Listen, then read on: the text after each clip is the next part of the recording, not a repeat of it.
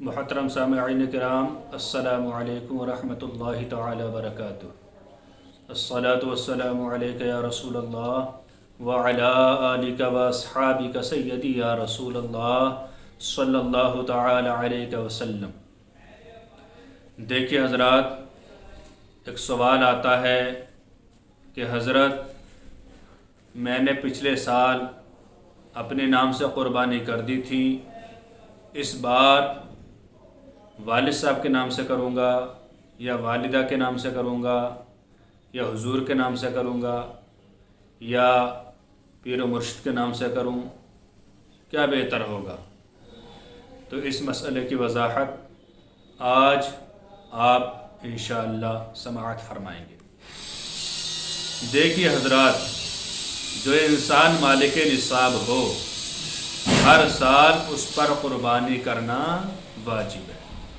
اگر ہر سال چاروں پانچوں شرائط پائے جا رہے ہوں تو ہر سال ہی قربانی کرنا واجب ہے۔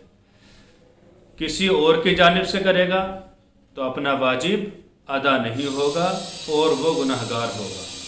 لہذا پہلے اپنا جو واجب اوپر قرض ہے اسے ادا کرے، اس کے بعد دوسروں کا حصہ ڈالے۔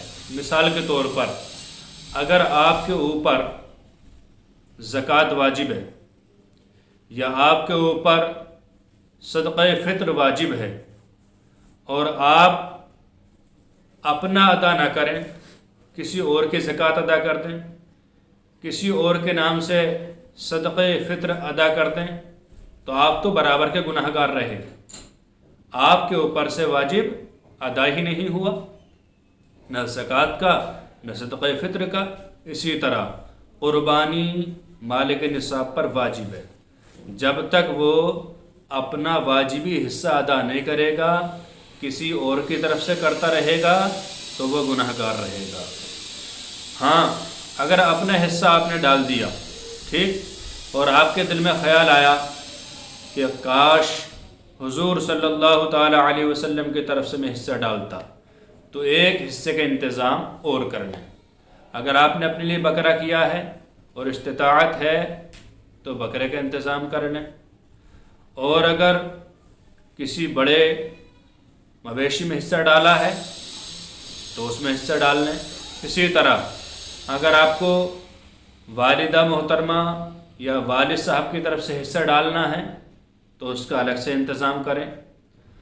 ہاں، ایک چھوٹا سا مسئلہ ذہن نشی کر لیں، اگر والد یا والدہ یا کوئی اور گھر سے رخصت ہو گیا ہے یعنی انتقال کر گیا ہے اور اس نے حصہ ڈالنے کو کہا تھا تو اپنے حصے کے ساتھ اس کا حصہ بھی ڈالیں اور اس کے حصے کا جتنا گوشت آئے وہ فقیروں، مسکینوں میں، غریبوں میں تقسیم کر دیں۔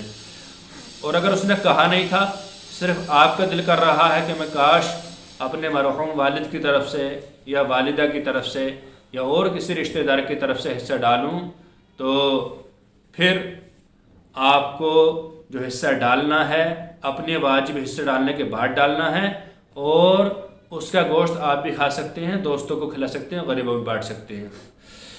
تو اس بات کا خاص خیال رکھیں، اگر حضور کے نام سے حصہ ڈالنا ہے یا کسی اور کے نام سے ڈالنا ہے تو اپنا حصہ ڈالنے کے بعد ڈالا جائے گا۔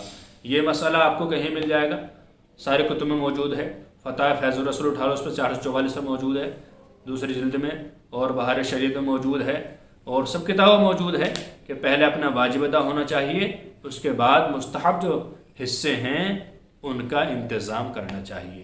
اللہ تعالیٰ سے دعا ہے کہ ہماری ان باتوں پر عمل کی توفیق عطا فرمائے، آمین۔ السلام علیکم واللہ